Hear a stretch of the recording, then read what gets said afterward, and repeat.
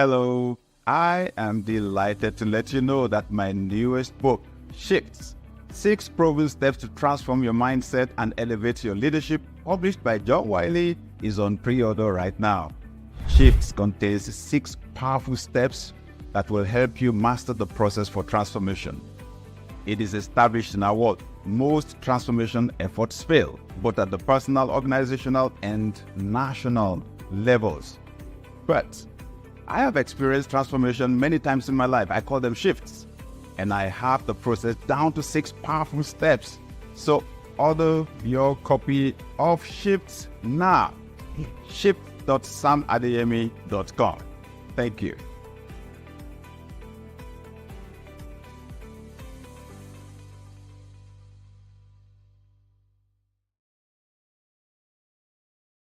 Hello, everyone. I am excited to say that we had an amazing time at the C-Suite Leadership Retreat at the Oberoi in Marrakech, Morocco. You know what? The treatment was beyond 5-star. The feedback is just amazing. The content of the discussions, paradigm shifted. Just 2 days, right? And it's been an amazing time of pulling away for C-suite leaders and founders and CEOs. And everybody is going home with a paradigm shift, with new ideas to execute. So I would like to say a big thank you to everyone who's been a part of our C-Suite Leadership Retreat 2024. And it's my pleasure to announce from the 8th to the 11th of July 2025, we'll be having the C-Suite Retreat in Dubai.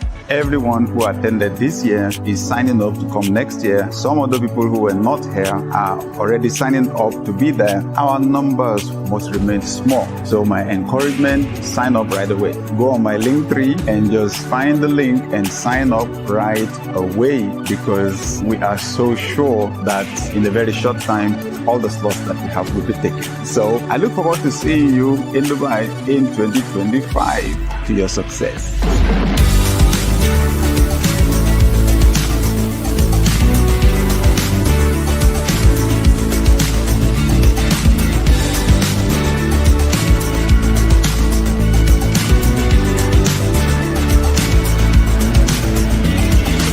The C-Suite retreat is amazing. I mean, it's just mind-blowing. The high level of excellence, the first class treatment is exceptional. It's been so wonderful. It was strategic. Every session has been powerful, and I will definitely come back next year.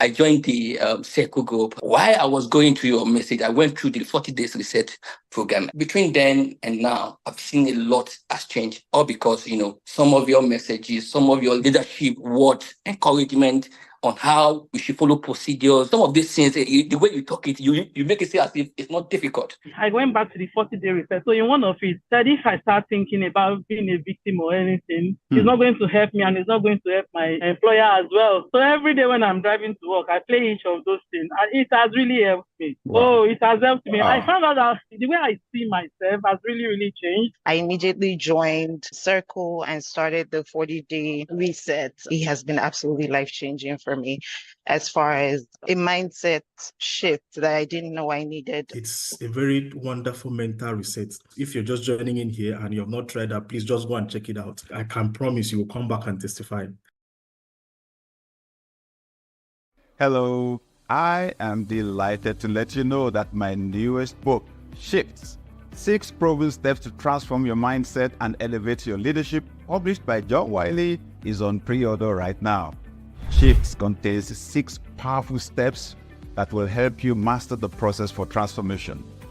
It is established in our world. Most transformation efforts fail, both at the personal, organizational, and national levels. But I have experienced transformation many times in my life. I call them shifts. And I have the process down to 6 powerful steps. So order your copy of Shifts now. shift.samadeyemi.com. Thank you.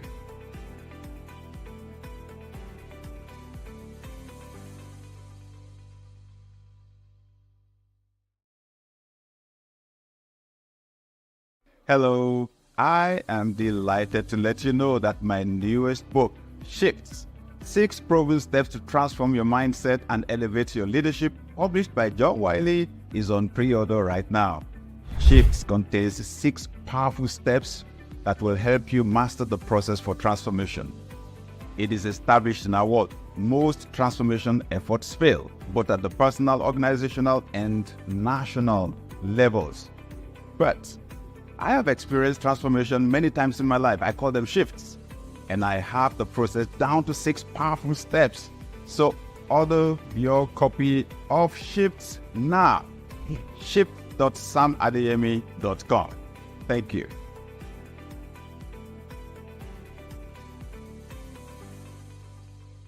I joined the Circle group. While I was going through your message, I went through the 40 days reset program. Between then and now, I've seen a lot has changed. All because, some of your messages, some of your leadership words, encouragement on how we should follow procedures. Some of these things, the way you talk it, you make it seem as if it's not difficult. I went back to the 40-day reset. So in one of it, that if I start thinking about being a victim or anything, it's not going to help me and it's not going to help my employer as well. So every day when I'm driving to work, I play each of those things and it has really helped me. Wow. Oh, it has helped me. Wow. I found out that the way I see myself has really, really changed. I immediately joined Circle and started the 40-day reset. It has been absolutely life-changing for me as far as a mindset shift that I didn't know I needed. It's a very wonderful mental reset. If you're just joining in here and you have not tried that, please just go and check it out. I can promise you will come back and testify. I joined the Circle group. While I was going through your message, I went through the 40 days reset program. Between then and now, I've seen a lot has changed. All because, some of your messages, some of your leadership words, encouragement on how we should follow procedures. Some of these things, the way you talk it, you make it seem as if it's not difficult. I went back to the 40-day reset. So in one of it, that if I start thinking about being a victim or anything, it's not going to help me and it's not going to help my employer as well. So every day when I'm driving to work, I play each of those things and it has really helped me. Wow. Oh, it has helped me. Wow. I found out that the way I see myself has really, really changed. I immediately joined Circle and started the 40-day reset. It has been absolutely life-changing for me as far as a mindset shift that I didn't know I needed. It's a very wonderful mental reset. If you're just joining in here and you have not tried that, please just go and check it out. I can promise you will come back and testify. I joined the Hello, everyone. I am excited to say that we had an amazing time at the C-Suite Leadership Retreat at the Oberoi in Marrakech, Morocco. You know what?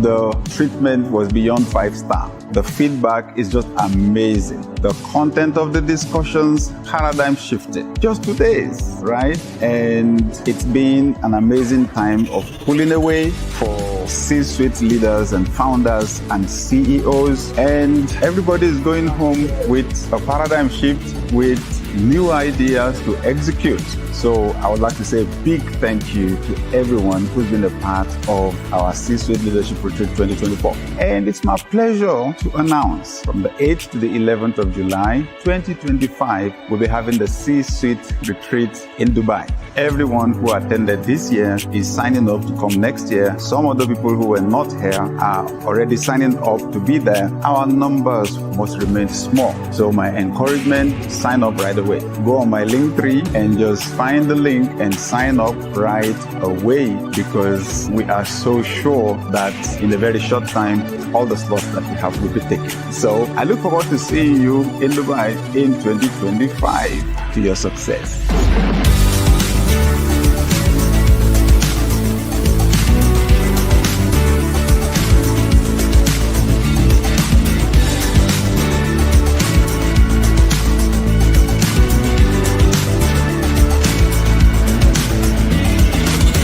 C-suite retreat is amazing. I mean, it's just mind-blowing. The high level of excellence, the first-class treatment is exceptional. It's been so wonderful. It was strategic. Every session has been powerful, and I will definitely come back next year.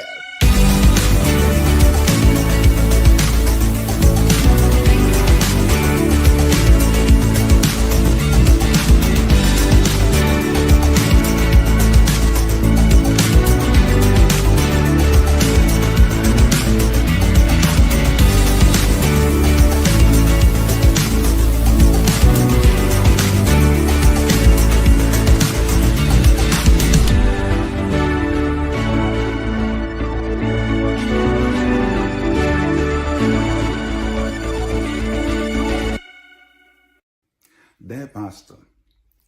Mega churches and their pastors are so visible. A lot of people assume that most churches are large, but the data says the exact opposite. 65% of churches in the US have less than 100 people attending on Sundays, and 85% have less than 200 attending on Sundays. It's hard growing a church. The first few years of our church, I struggled and was frustrated trying to get the numbers up beyond the 200, 300 point. But eventually we found it. We found the system by the grace of God. And then the story changed. And that's why I'm so passionate about this Tuesday, 3rd of December. I want to share with pastors the things I've learned from the pre-launch stage right up to succession planning. This is going to be life-changing. So click on the link in this post or copy the link or the link in my bio. Sign up and join us on Tuesday, just about 4 hours. God bless you. Their pastor. Mega churches and their pastors are so visible. A lot of people assume that most churches are large, but the data says the exact opposite. 65% of churches in the US have less than 100 people attending on Sundays, and 85% have less than 200 attending on Sundays. It's hard growing a church. The first few years of our church, I struggled and was frustrated trying to get the numbers up beyond the 200, 300 point. But eventually we found it. We found the system by the grace of God. And then the story changed. And that's why I'm so passionate about this Tuesday, 3rd of December. I want to share with pastors the things I've learned from the pre-launch stage right up to succession planning. This is going to be life-changing. So click on the link in this post or copy the link or the link in my bio. Sign up and join us on Tuesday, just about 4 hours. God bless you. Their pastor. Mega churches and their pastors are so visible. A lot of people assume that most churches are large, but the data says the exact opposite. 65% of churches in the US have less than 100 people attending on Sundays, and 85% have less than 200 attending on Sundays. It's hard growing a church. The first few years of our church, I struggled and was frustrated trying to get the numbers up beyond the 200, 300 point. But eventually we found it. We found the system by the grace of God. And then the story changed. And that's why I'm so passionate about this Tuesday, 3rd of December. I want to share with pastors the things I've learned from the pre-launch stage right up to succession planning.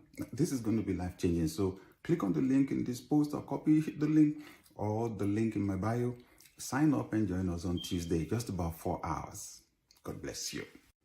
Their pastor. Mega churches and their pastors are so visible. A lot of people assume that. Hello, everyone. So should I say good morning, good afternoon, good evening, depending on where you are in the world? Awesome, awesome, awesome. Thank you, thank you. Okay, Mike is joining us from Ikorodu, Lagos, Nigeria. And Kemi is from South Africa. Amazing. Thank you, Moses. Thank you, thank you, thank you. Thank you, thank you, thank you very much. Thank you. Shego from Scotland. Wow, amazing. Amazing. Iminabo George from Port Harcourt, Nigeria. Thank you. And Ibido from Maryland, USA, thank you. Nabiodo from Lagos, Nigeria, thank you. And Tobago from South Africa, Enjoy from Oyo State, the Apostolic Tribes. Oh, Toyi from Kansas City, Missouri. Amazing. And yes, Dr. Daniel from Canada, thank you. Mobola from Ogbomoso, Nigeria, and Daniel from Ghana. It's always a global event, right? Because we are a global community. Thank you, team from Chicago. Thank you. Always happy to have you here. And Favor from Abuja, and Chibi from Abia State. Wow. Moses is watching from Owerri. Amazing. Thank you. And Taye Lulu from the UK, and Luatoye from New Jersey, and Stella from Abuja. Thank you, everybody. Thank you. Thank you. Yes, Emmanuel from Wales. Fantastic. So usually we don't take that much time because in Nigeria, it's 10 p.m. already, right? Yes. And in the UK, 9 p.m. Amazing. Thank you. Thank you, Falake from Ibadan, and Ayuba from Maiduguri. Wow. And Banji from UK. Thank you, thank you, thank you. So we are a global leadership community, right? Or a leadership community that is global in our spread. And leadership for us is not just about occupying a position. It is the ability to influence one or more people to achieve worthwhile goals, not just any goals. Because there's bad leadership and there's good leadership, right? And John Maxwell says everything rises and falls on leadership. I say where the head goes, that's where the rest of the body goes. Leaders have an outsized impact on our world, period, right? So leadership is ability to influence. Whichever way it goes right now, what I say is influencing some people's thoughts and beliefs and behavior with millions of followers on social media. It's the way it works. A governor, a president, a prime minister having impact on 5 million, 10 million, 20 million, 50 million, 100 million people. That's why leadership is just so important, right? And it took a long time before leadership became a subject that was studied on its own, right? It was neither here nor there, right? Once people were able to make their way to the top, fine, we accepted they were leaders, right? However, when we bring the definition down to, please, can you please share right now? Can you share? Yes, can you please share? You may be on YouTube or Facebook, right? Or Instagram or X. Can you just share right now to at least one person? Because that's what influence is about, right? That's influence. And honestly, when you help to change somebody's thinking, that's one of the biggest gifts you could give anybody in their lives. Secondly, you may be telling someone something, right? And they will not hear you because they're too close to you. And then somebody else comes and says the same thing and they accept it. How many people have observed that?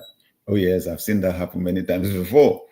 So you may just be giving someone a life-changing gift by bringing them into this discussion, okay?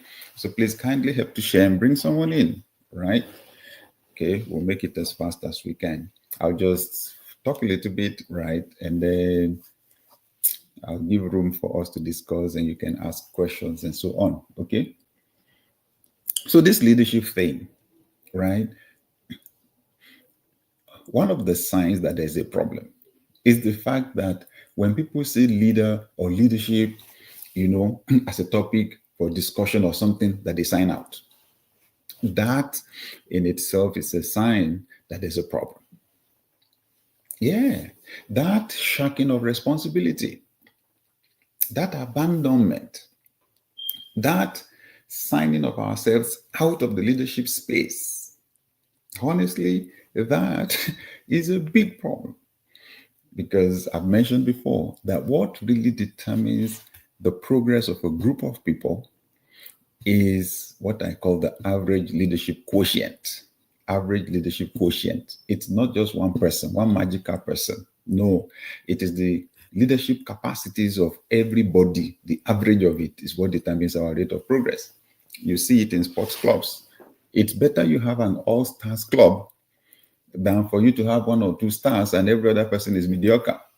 And you find out it's not likely that such a team will win the championships.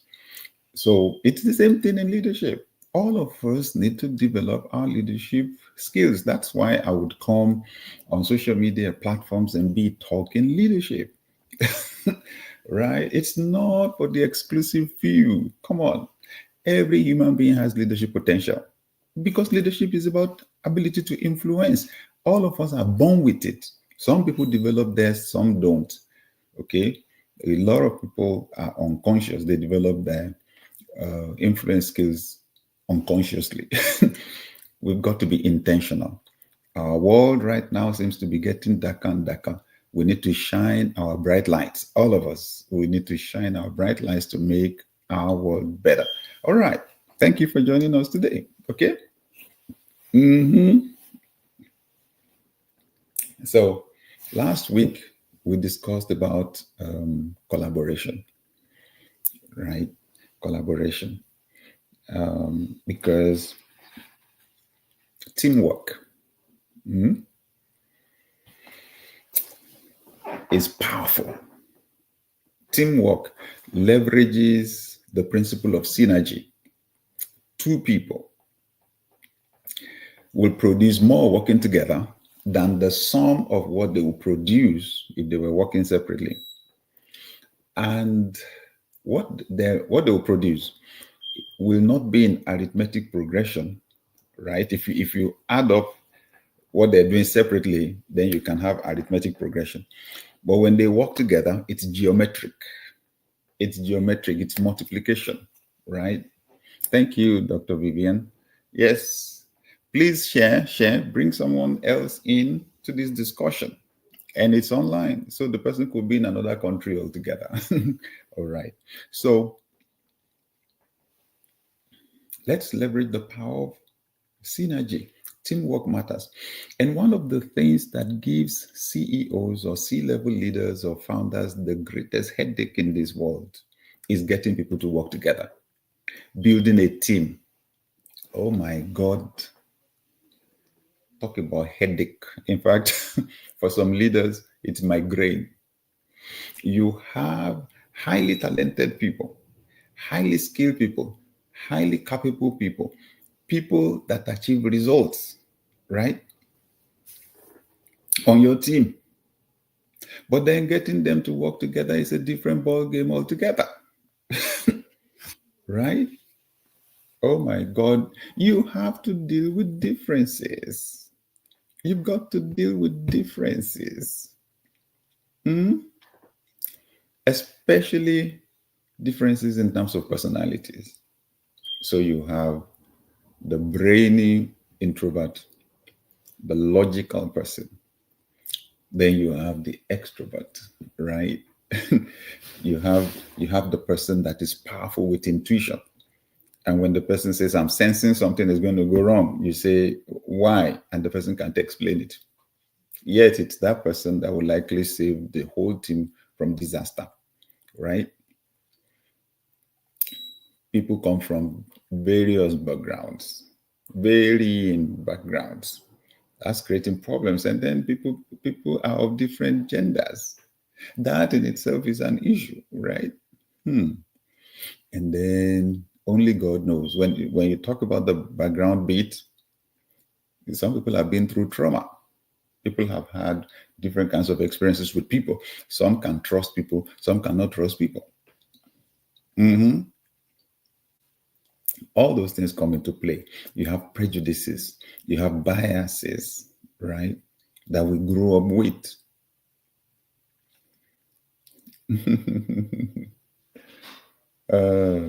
So, how do you get to blend such people together into a team that works together to achieve the same objectives? That can be challenging, right? That can be challenging. However, I want to come from the angle of culture. Culture. That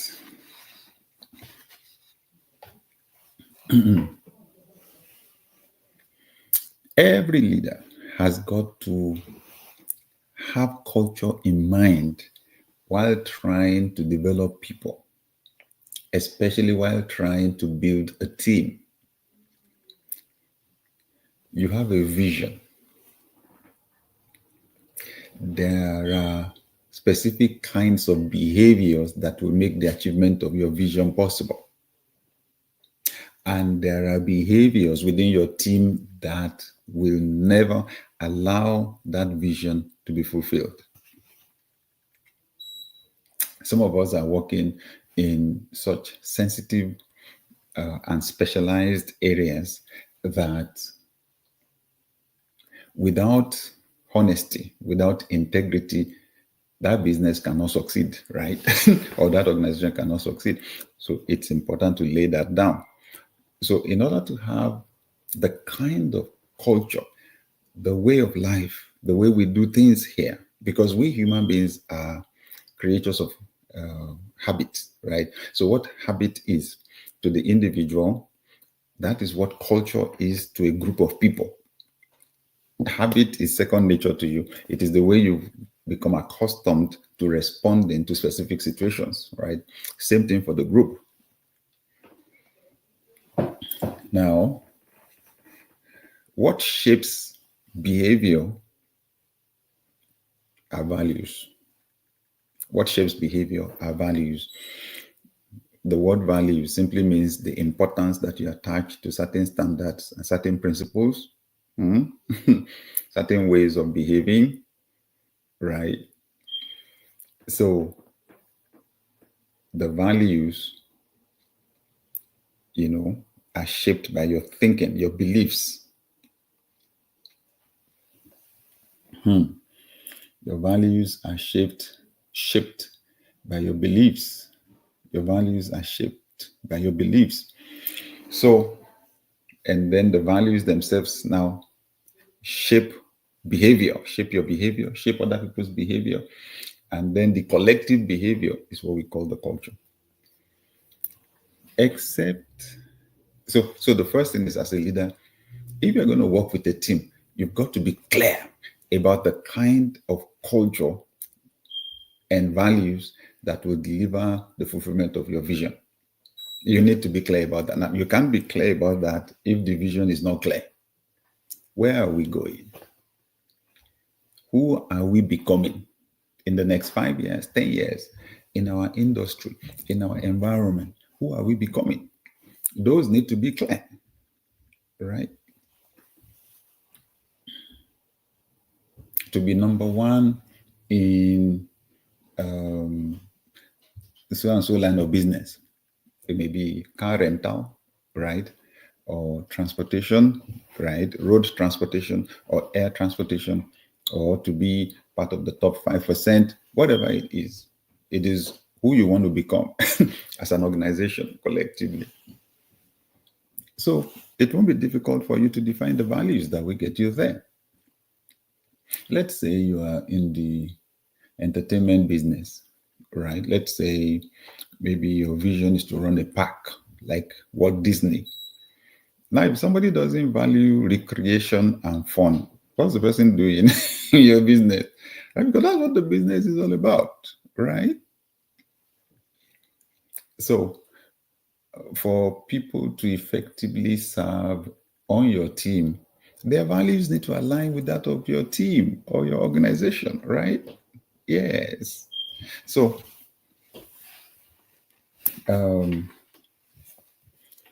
you need to be intentional about the kind of culture that you want to build. Do you want to build a culture that is loving? A culture where people are kind, where people have empathy? Let me tell you one of the reasons why culture is so powerful. Culture comes from your subconscious, okay? What we call second nature. Driving for me, for example, is second nature, right? I don't have to think of every single detail before I do them. When I was learning driving, yes, that was it. But I've been driving now for decades, right? So I don't even think about the driving. I think about where I want to go, right? And just make sure that I'm going in that direction. I spend most of the time thinking, because that's how the human mind works.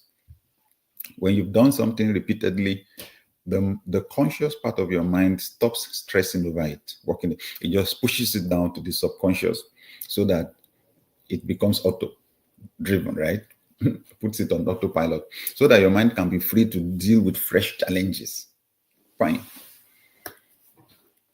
So you've got to be intentional about the culture you're building in your organization. Do you want it to be a culture where people are supportive of one another, or a culture where there's high level of competition right now?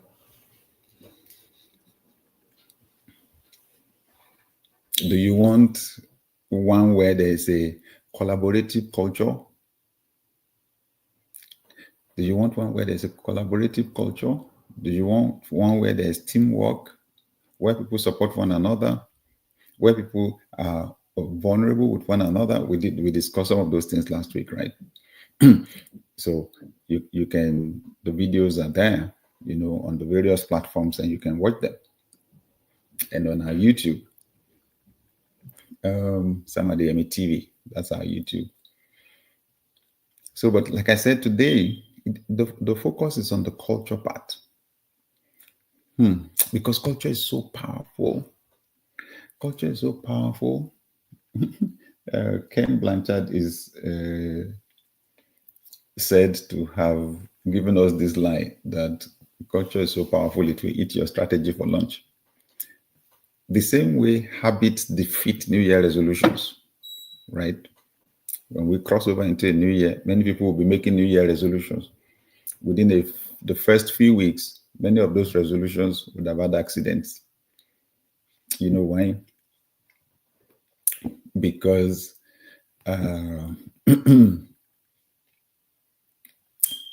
their focus is not on changing their habits, right? Yes, habits. The second nature. If you don't change that second nature, it will defeat everything else. You won't even know when you will be acting in direct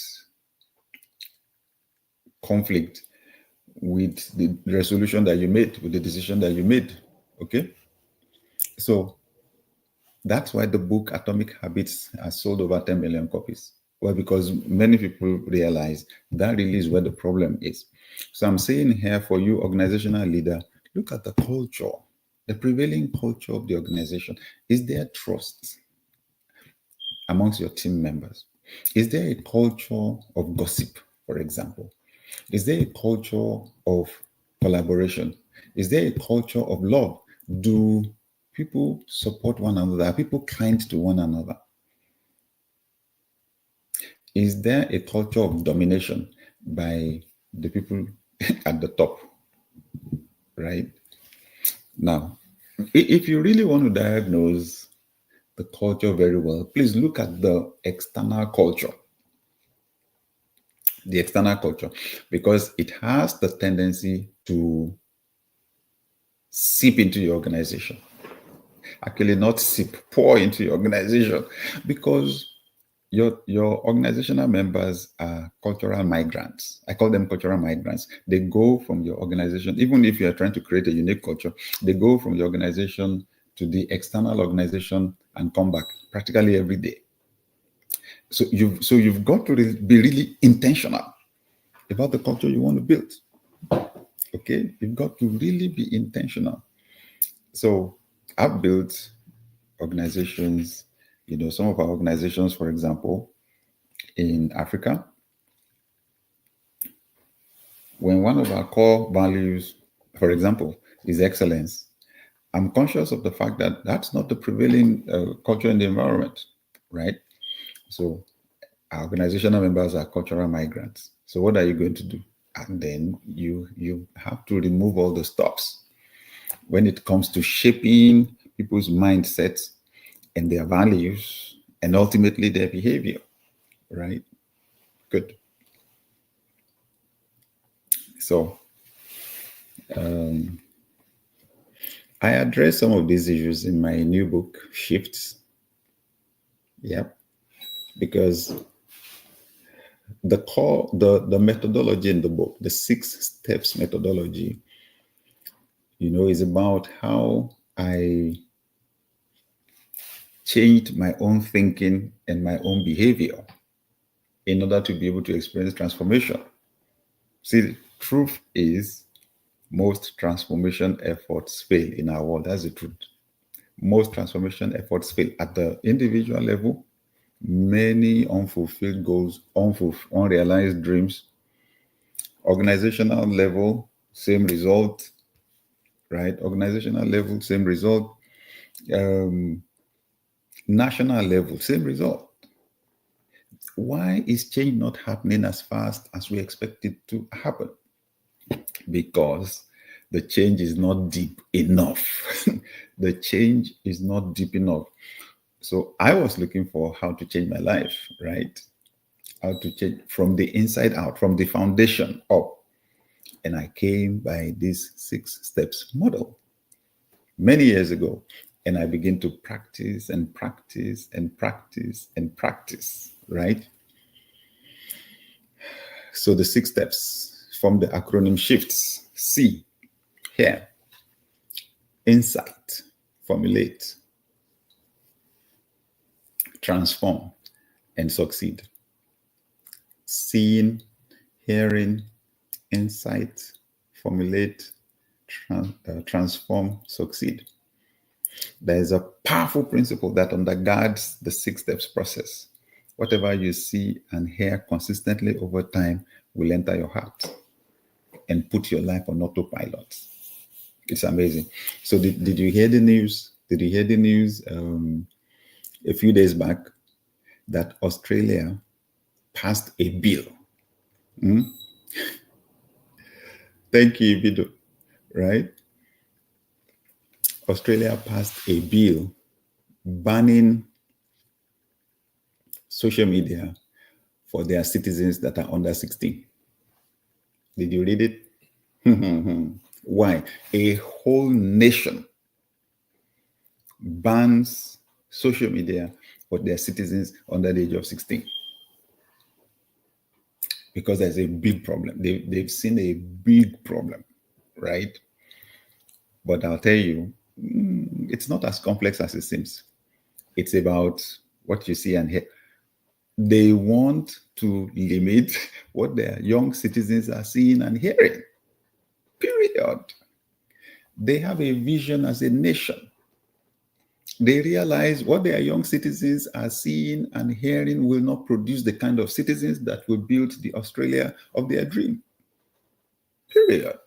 Right? Whatever you see and hear consistently over time will enter your heart, enter your subconscious. Yeah, and that's what we're talking about, right? Okay, so that's national level, right? Yeah. So in the book, in Shifts, I apply the methodology to the individual, personal shifts, I call it. Then team and organizational shifts. That's a chapter.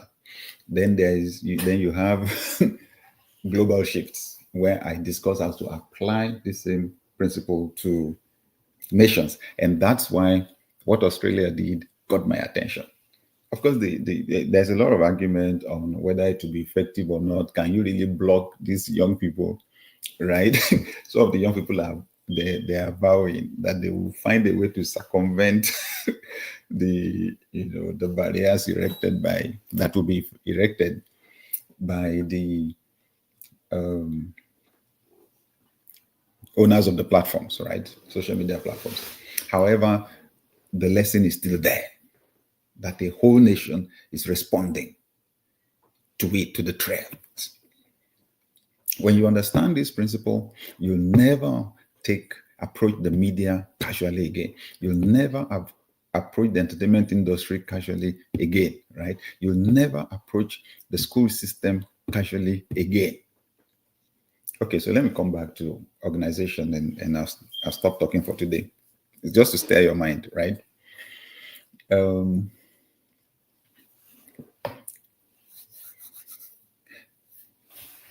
When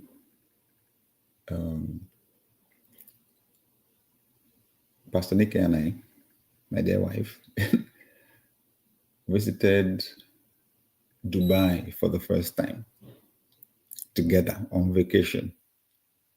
Now she had been out of Nigeria since she was young, okay? But for me, that was the first time I was stepping out of Africa, okay? It had a profound effect on me. What shifted in my mind? Normal, the definition of normal, right from the airport. And this was 24 years ago. 24 years ago. So you can imagine that Dubai wasn't even like what it is now, but it was already on the path to development. So the airport was different from the one I came from in Africa. The hotel, different. The streets, the roads, different. And then we were on a walk on the evening of the day we arrived. And I saw this small truck, right, that stopped on the road and the doors were open. And I was wondering, what's wrong with this person? Why is he parking on the road? And then behind, I saw a police car, a police patrol car. That was when I pulled my sweetheart and said, stop, see. She said, what is it? I said, see, the police car. It was a brand new Mercedes E-Class, normal police patrol car. So you remember what I said? It just shifted normal in my brain, right? And then I began to pay attention to everything else. Long and short, when we went back to Nigeria, I was a different person. Normal had changed. The definition of normal had changed. What I used to think was luxury had become normal. Was supposed to be normal. And I would never leave my environment the same. And then 2 years later, I would visit the US for the first time. And then it was, no, this place did not drop from heaven. It was built by human beings. If they built it, then we can build our own. Now, these shifts in my thinking, in my value system, was having impact on our organization. What I could take before, I couldn't take anymore. I couldn't accept anymore, right? I was demanding higher levels, Thank you. Thank you, Dr. Solomon. Thank you. So, you know what I began to do, and this is where I'm going. I began to demand of our staff that they had to travel.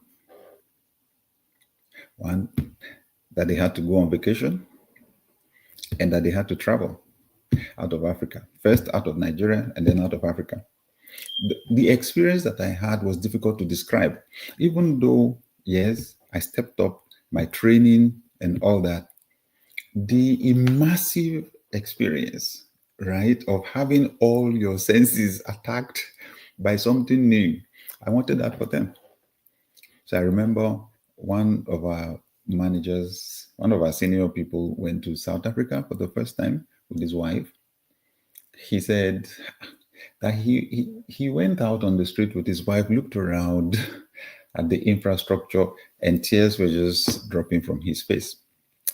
So I'm talking about the profound effect that what people see and hear can have on them, and how you as a leader can be intentional about what people see and hear.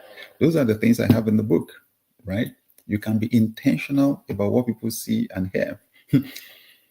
That manager said they came across a police station. He saw how beautiful the police station was. He was telling his wife, look at the police station. Look at the police station. Oh my God. And then unconsciously, he was walking towards the police station. So his wife pulled him and said, where are you going? Where are you going? So when you get there, what will you say you came to do? Right? Profound impact. Profound impact. I have more stories along those lines. So as an organizational leader, you need to be conscious about what your people are hearing, what they're seeing. You've got to start. They see you. They see you. You've got to model. You've got to model what the behaviors that you want to see in your organization and among your team members. You can't be the one dividing the team. You can't encourage gossip, right? And you can't encourage, you can't encourage people cheating the organization, because people will do what you do much more than what you say, right? Thank you. The profound effect of exposure. I speak on exposure in the book. It's profound. And then the books that you read, do you tell them? Do you let them see the books you're reading? Do you share with them?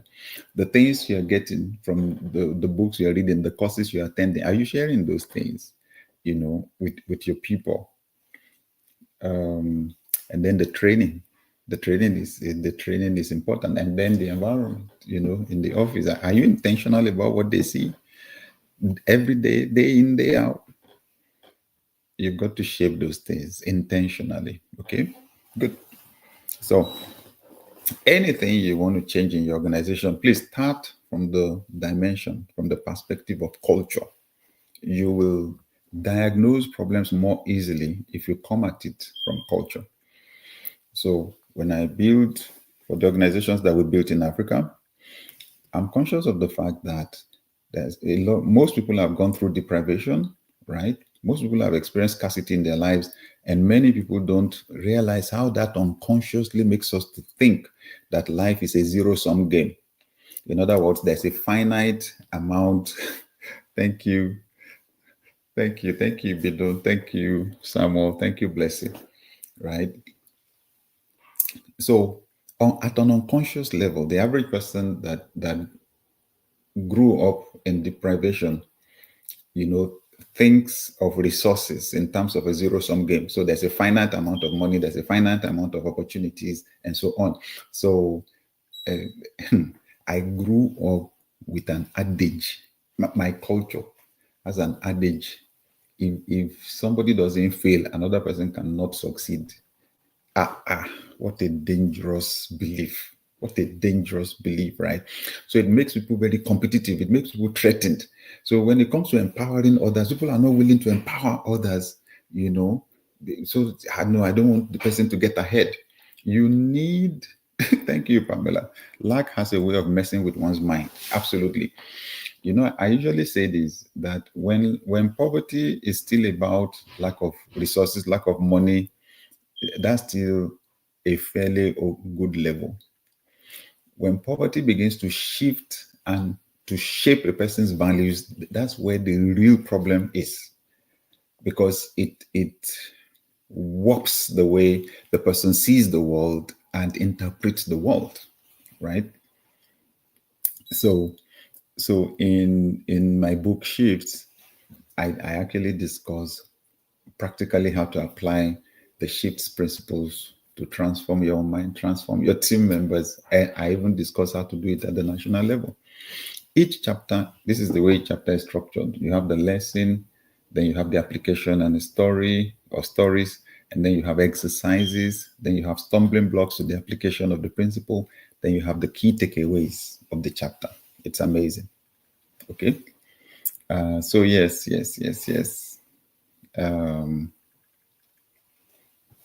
Thank you, Fortress. Pre-ordering shifts. Yes, please do. Okay, good. So if you want to pre-order shifts, just go to shifts.samadeyemiglc.com on your browser. Shifts. Okay. In fact, I have a QR code for you if you can scan it. Shifts.samadeyemiglc.com. When you get there, you will see the various platforms on which Shifts is being sold, from Amazon to Barnes and Noble to Porchlight to bookshop.org. And then you will see a small offer that I'm making there, or that I made there. When you've ordered, just put in your name and email to sign up for a special masterclass that I'm holding 1 week to the release of Shifts. Shifts will be released in February, on February 5. 1 week before that, I'm having a special masterclass for the people that pre-ordered only. It's exclusive. I'm going to go deep because there are things that are not even in the book, right? I'm going to go deep on the book, and I'm going to allow a live Q&A session, especially for people who pre-order, right? Good. So that's why I want you to go to shifts.samadeyemi. Okay.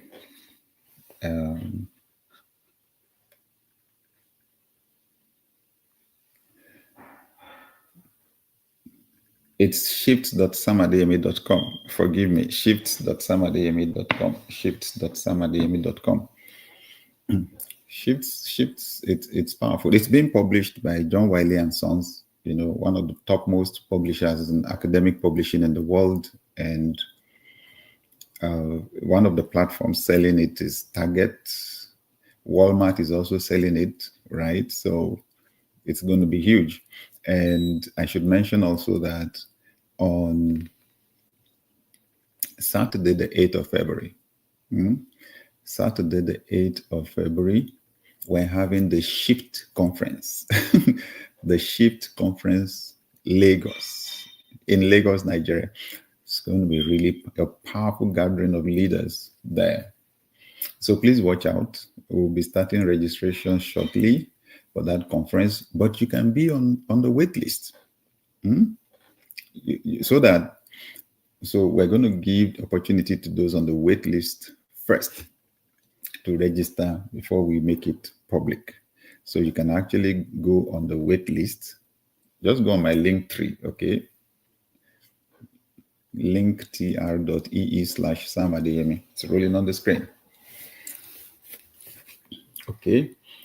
So don't joke with the need to change what the people in your organization are seeing and hearing. Oh yes, the online masterclass will be a week before the book is released. It will be online, yes, because people are pre-ordering from all over the world, right?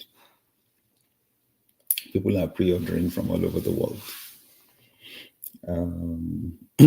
Thank you, Dr. Daniel Adewuni. Already pre-ordered. Thank you. Thank you.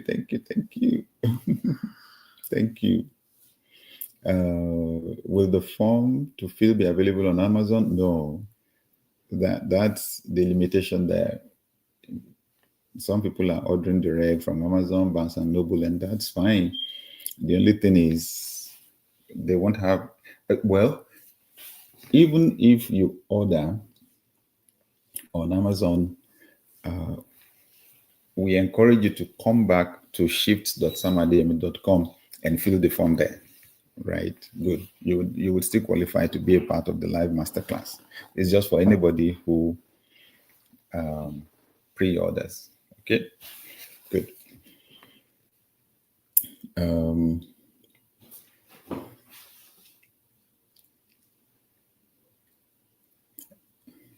Anybody have a question for me? Let me see. On what we've discussed today.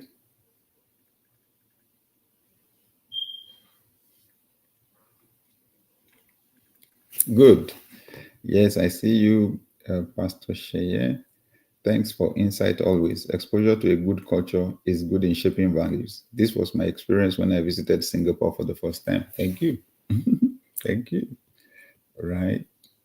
You've got to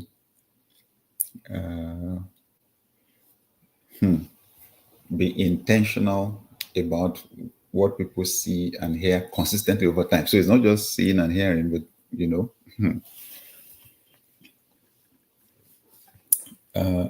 I want to encourage those of us that are leaders to pre-order for our employees, right? On Amazon, you can pre-order up to 30 copies. So I'll strongly encourage that, not just a copy, but multiple copies, all right, for the people on our teams. Nice to see you, Pastor Brendan from Durban, South Africa.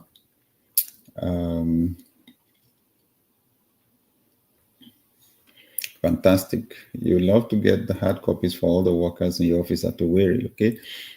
If you have maybe an address in the US or UK where they can be delivered to and you can get the book safely, that would be great. I know Amazon also delivers to Nigeria now in a week or two. So that's a possibility. If you attend the Shift Conference Lagos, it's possible we're going to have some copies there. The only thing is there are no guarantees, right? So it's first come, first served. At the conference, we'll have the general session, 9 a.m. to 1 p.m. Then we'll have a VIP session from 1:30 p.m. to 3:30 p.m. And all those that sign up for the VIP session will automatically get autographed copies from me. So, and then we'll have some available for sale. Okay, Dr. Solomon is asking, how often do you hold these live sessions? Almost every Monday, except if maybe I'm in the air, flying somewhere. Almost every Monday.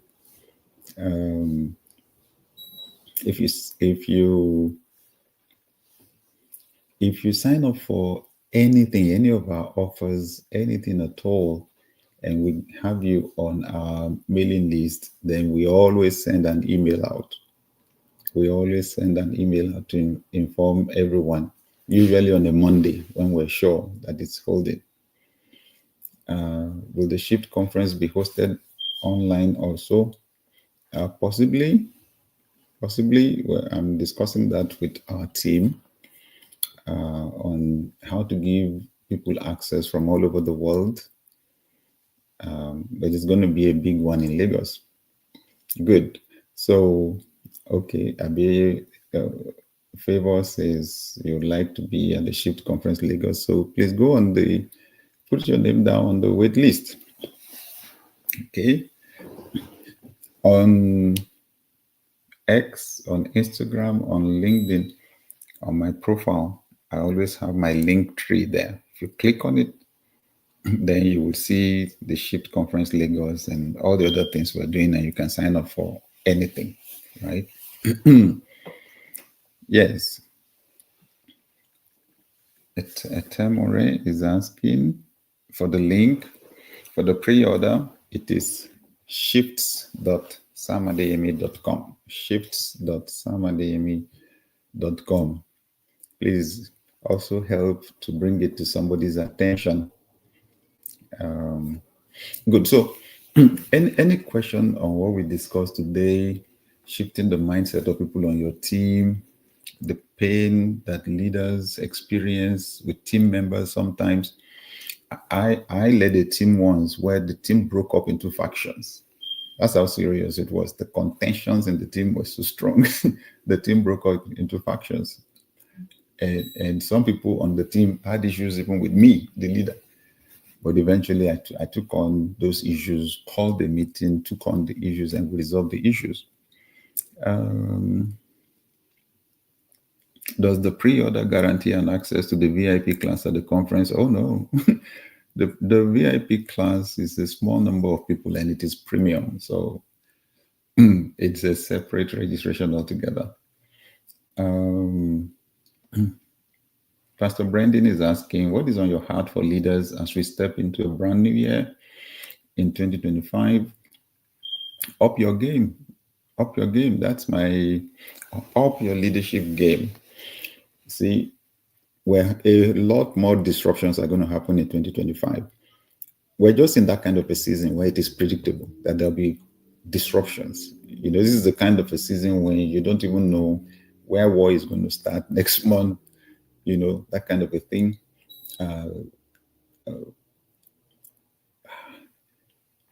At least 60 countries had elections this year, have had elections this year, or maybe some even still have some to do their own elections. 60, that's a lot. So the whole world was paying attention to the elections in the United States, for example. So already people know that change is going to start from January 20 next year. So you're going to have a lot of disruptions.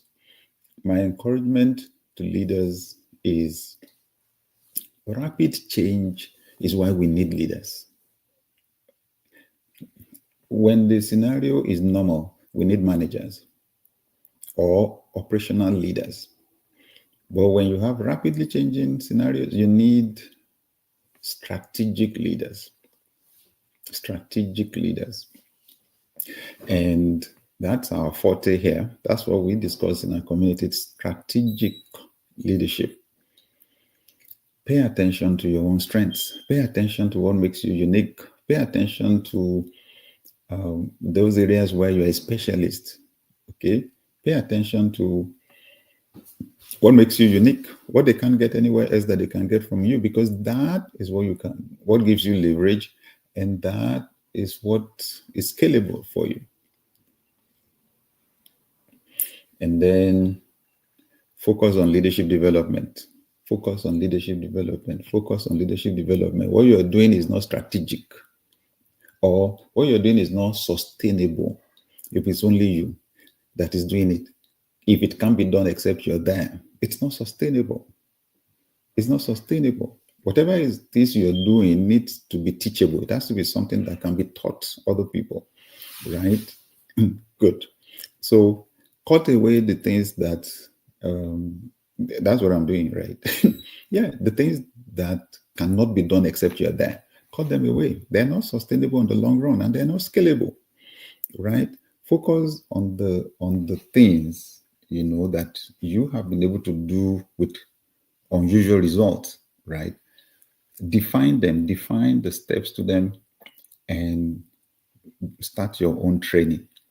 Train other people to be able to do them as well as you do them, okay? Let's be strategic as we go into 2025. We have a lot more disruptions coming. Next week, we'll be announcing what we call the scenario planning workshop. We usually have it in January. Just about 20 leaders that are strategic in their thinking. And then we explore all the possible disruptions that will likely happen in the year. Those that attended January this year, they've been smiling through this year, because some of the things we discussed were pinpoint, things that would sound strange to the average person. Okay, so do scenario planning, right? And please watch out for when we announce it, because it's the first 20 people, snap up the spaces and we're fine. All right. Oh, Benedicta, thank you from Austria. Amazing. Thank you so much. Thank you so much. Thank you. Falake is asking the question, right? Let me see if I can get it. What would be your word for a newly found leader? Okay. I mean, someone who just found leadership trust on him. Good question, right? Good question. Don't effect changes too fast. Don't get in there and effect changes too fast. One of the major mistakes that people make when they find themselves in a new role. Don't think you're going to impress the people that you've been asked to lead If you come with fantastic new ideas and you start changing things, instead, what you'll do is you create emotional instability for them and anxiety. Whoever was leading there before, they made those decisions and built that unit or department or system together. The first thing you should do is build relationships. Okay, get buy-in. They don't know, they're not accustomed to you yet. They're not sure what your leadership style is going to be yet. You don't need to prove anything. You've already been appointed into the position, right? So you're good, right? You're brilliant. Yeah, just settle into that and cultivate relationships. Have one-on-ones with people. Get to know them. Get to know their stories, okay?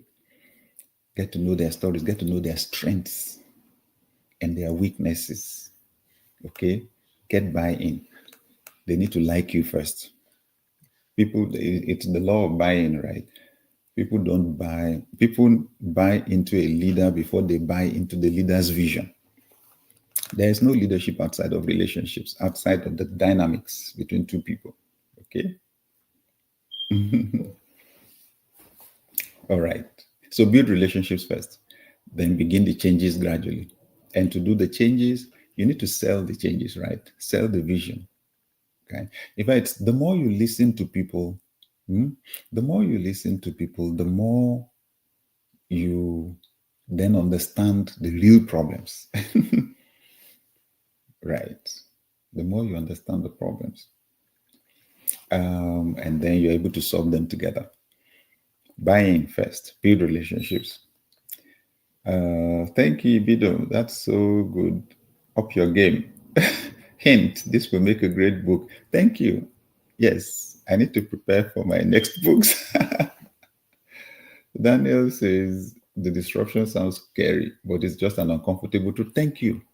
It is because it is uncomfortable. That's why people avoid thinking about those disruptions. When I lead scenario planning sessions, we stretch the disruptions to the extreme. Like what will happen if they kill the president, right? If people don't want to, human nature doesn't like change like that. And we don't like negative things, all right? But that's what happens. War. There was war. There's war, right? War. Russia and Ukraine just erupted like that. And then Israel and Gaza at it, right? Who knows where else? So you prepare for disruptions, right? You prepare for disruptions. It's uncomfortable, but it's better you deal with it now and prepare. Remember, the way leaders think is different. The way leaders think is different. What other people see as problems, leaders see as opportunities. That's why we don't run away from those potential disruptions, because we recognize the opportunities in them. Have you noticed? It is when major changes happen that people get launched into stardom or launched into positions of big influence. So you've got to get ready for that. We don't run away from disruptions. We run towards them. Dr. Solomon said, I just started reading the book on systems thinking, and it is very closely related to thinking differently, looking at problems in a different light. Thank you. That's the point. If it's either you're thinking parts or you're thinking systems. Example, when we talk about breathing, if I say breathing, if you're someone who only thinks parts, you will only think of the nose. If you're a systems thinker, you will think of everything that includes taking the air in and taking it back out. So the systems thinker's vision will always be bigger than that of a parts thinker. So the systems thinker's vision will always swallow that of the person that thinks only parts. Yeah, there are two different ways of thinking. Thank you, Pius from Israel. Etemori, if I'm correct, 100% interested in the scenario planning workshop. Please watch out next week for our announcement. Yes, Dr. Vivian, there's no leadership outside the relationship between two people. Falake says, thank you so very much for that answer. Thank you. Oh, thank you for the compliment. Thank you. There's a huge connection between leadership and wisdom. It's the reason why leaders have advisors. Now that's why I've decided to play, right? Because wisdom is one of my gifts. Thank you. Thank you, Adu Joshua. When you build relationships, selling becomes easy. Thank you. Many people don't know that leaders are in the business of selling ideas, selling visions, selling ideas, selling visions. That's what we leaders do. Selling, right? When you build relationships, selling becomes easy. Thank you.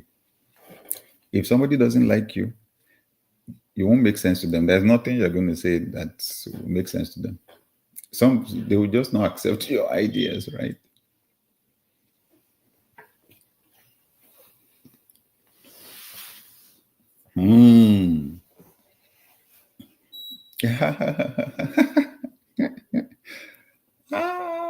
Thank you. My brother Emmanuel Adebola says, thanks for your ability to keep pushing the boundaries. It is thanks to your guidance that I read 7 Habits of Highly Effective People. And from there to now, there has been a lot to learn. That book was profound too. So and I'm glad now that I can also come up with 6 steps, right? So he said, I hope the book Shift has the illustration of Koshigi. I hope so. I have so many stories in that book. It's amazing. Huge word count. I had 55,000 I was given.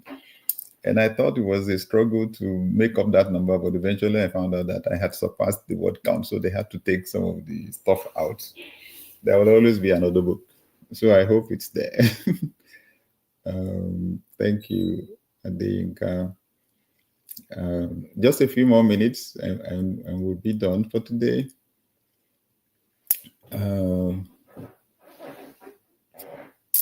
If leadership can be taught, why don't we have most leaders teach and groom people or replicate themselves? From Nelson. What a powerful question.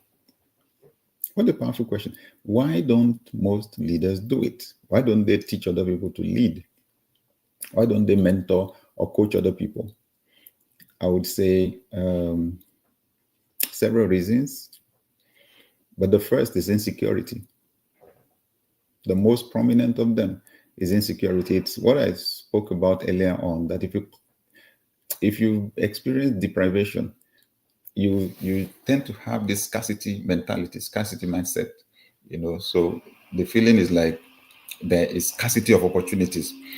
So what the person's mind then tells them is, if I teach this person everything I know, this person will displace me, this person will take my job.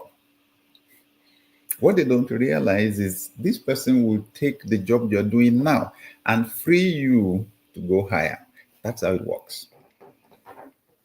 That is how it works. Insecurity, right? And some people, it's just the difficulty, what it took them to get to where they are. They suffered, they struggled. So for them, it's like, so why should somebody else get it easy?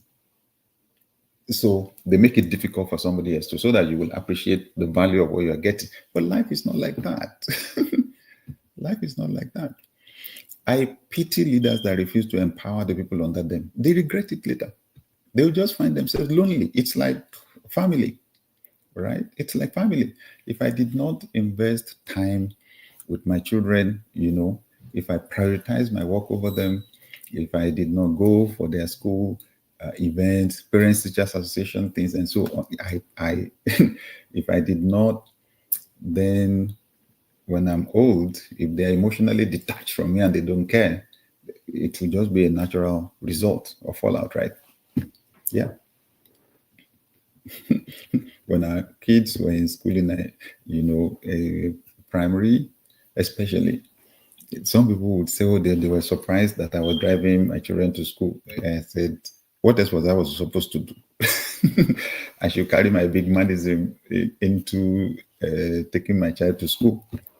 Sorry. So it's the same thing with leadership. It's a phenomenal opportunity for you to be manager or supervisor over some people. It's a phenomenal opportunity. I tell people in organizations, hierarchical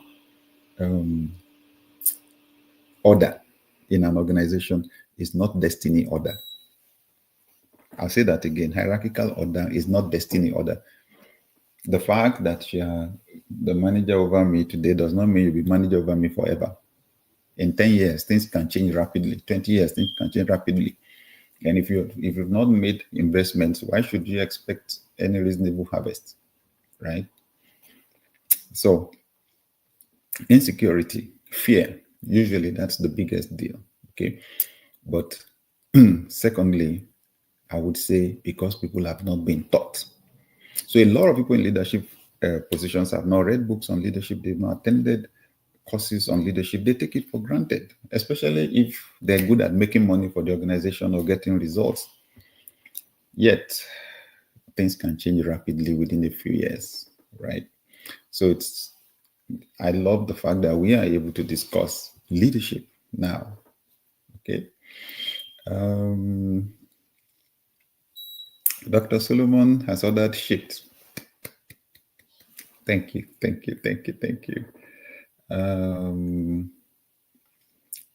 B. Moses says, as a young leader and pastor, how could you lead uneducated older people? They're people, right? Yeah, I agree. They may not have as much, they may not have education like you do, but they are people too. So the starting point, love them, okay? Genuinely care for them. Identify what their needs are. Create structure in your system to meet their needs. So you will have educated people that can communicate with them, right? Put such a person over them to supervise them, okay? And the person can break down whatever it is you're doing at their own level. If their needs are met, they're happy, they will pull in a lot more people like themselves and you can experience growth, right? Good. All right. We're almost there. Oh, Samuel says, I heard a coach saying that the best leadership style is disruptive leadership style. What's your take on that? Let me just say this, right? When it comes to these styles, you will always have many styles. And I say that, let's just say situational leadership may be best. And this is what I mean. The dynamics are never the same. So in some scenarios, creating disruption may be the thing. Some other times you need stability. Some other seasons, you need stability. So sometimes you need to be autocratic. Sometimes you need to be collaborative or participative. So you've got to have that flexibility. That's what I would propose for a leader. Okay, we're almost there.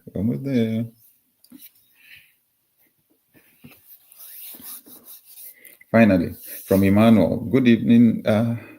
So please, I find out that when I try to lead, I always have this mindset of not disturbing or not getting the people I'm leading offended. Yeah.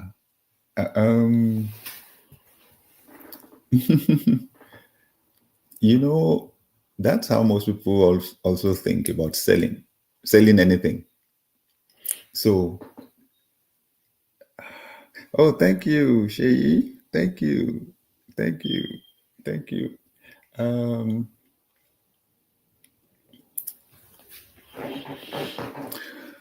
It's an esteem issue. That's where to fix it, how you see yourself.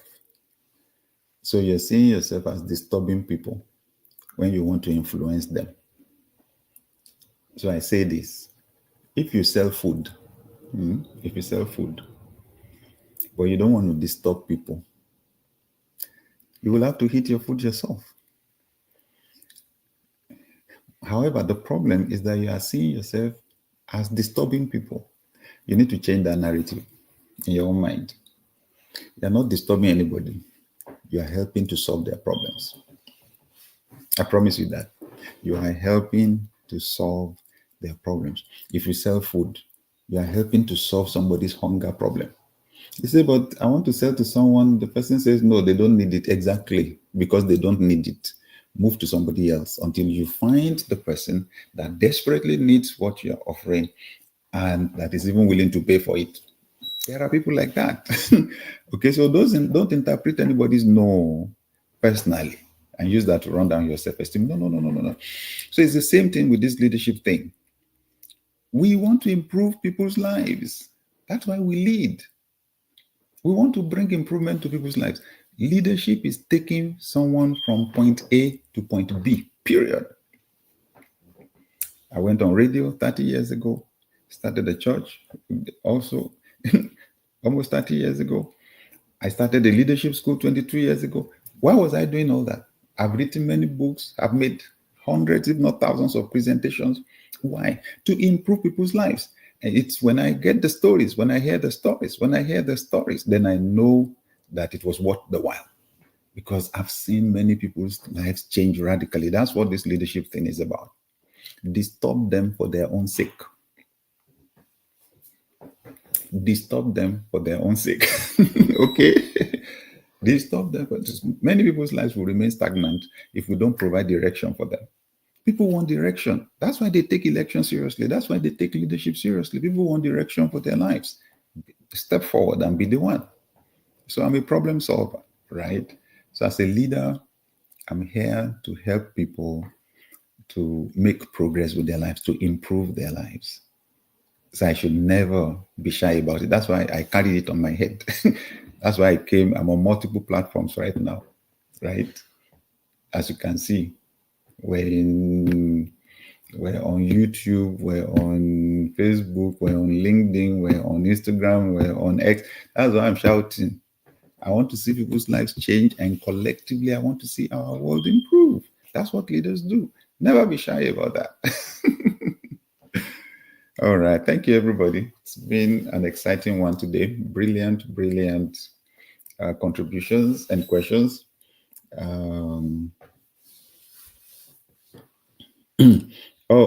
Please permit me to take this one from Emmanuel.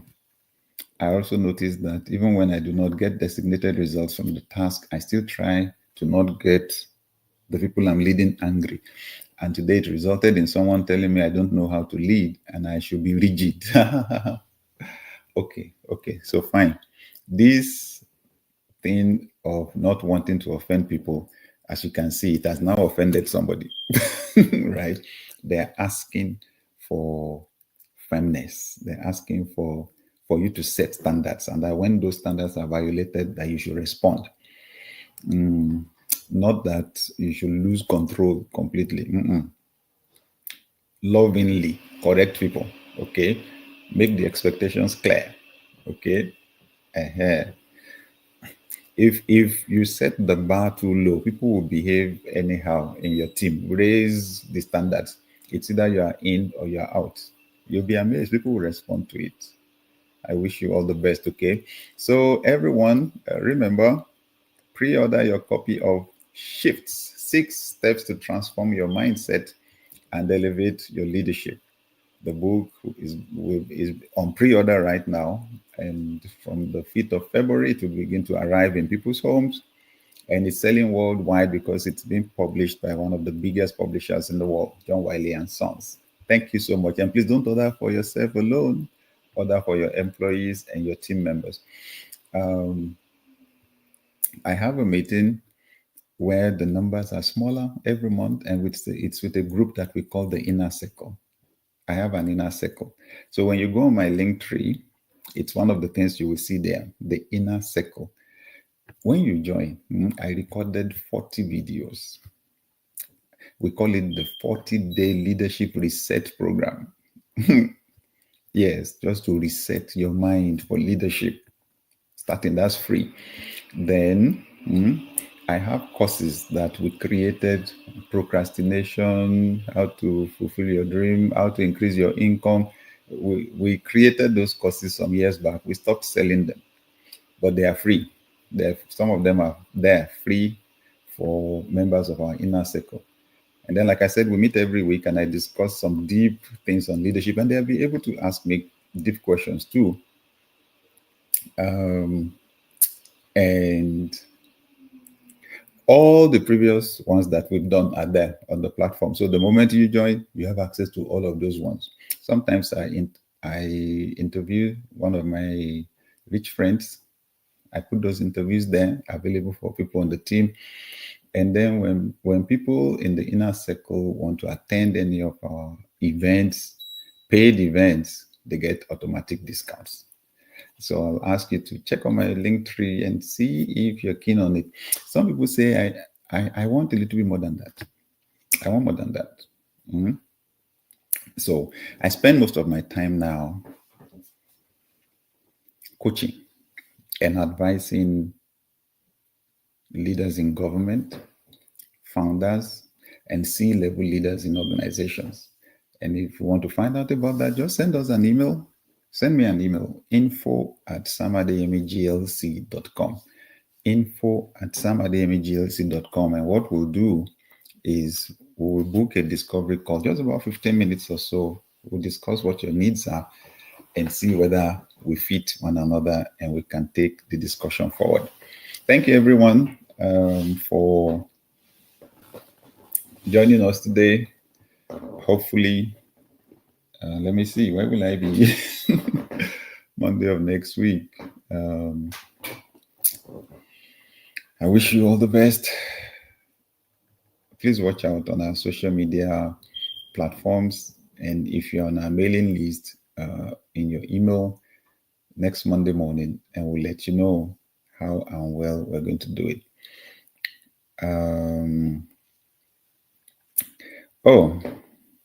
I have a group of just over 500 business owners and professionals in the Black community across North America, Europe, Africa, and Australia, and would like to plug in using the link. Oh, amazing. Okay, so I would recommend, thank you. So I just answered the question right. Thank you. So thank you, everybody. Have a good evening, have a good night, and if it's morning at your head, have a good morning. Oh, by the way, if you are a pastor on this call, I'm doing 4 hours with pastors. I'm spending 4 hours with pastors tomorrow. Yes, tomorrow. 10 a.m. EST. That will be like 3 p.m. in the UK, 4 p.m. in Nigeria.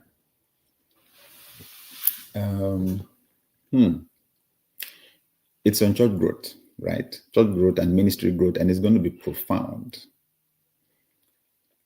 It is hard to grow a church. Mega churches are so prominent now, so loud, so visible.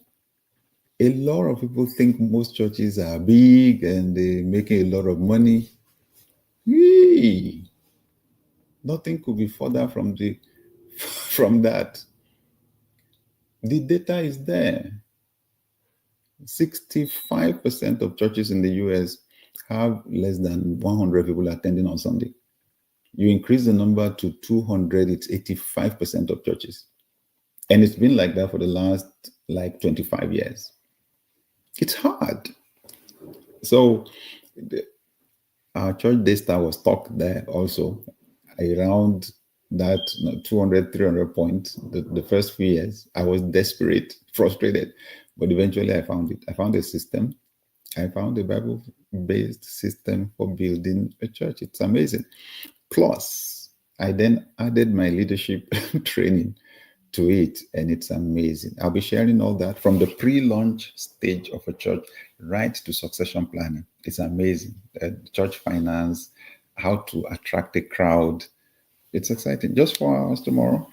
Come on. If you're a pastor, I'll encourage you to please sign up and join us. So please, whatever it is you're looking for, just go on my link tree. Yes, just go on my link tree. So that 1,000 plus church growth training, that's what we called it, is there. On the link tree, the inner circle, so on the link tree, different ways of getting different trainings that we do on the link tree. Thank you, everybody. Have a good night. Have a good morning. Love to everyone, and bye.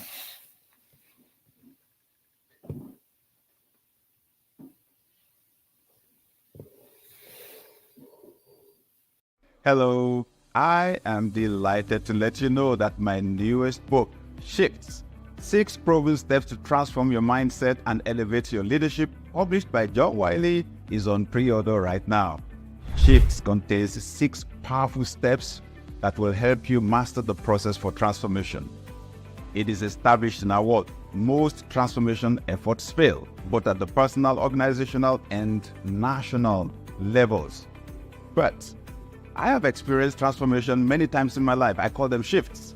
And I have the process down to 6 powerful steps. So order your copy of Shifts now. Shift.samadeyemi.com. Thank you.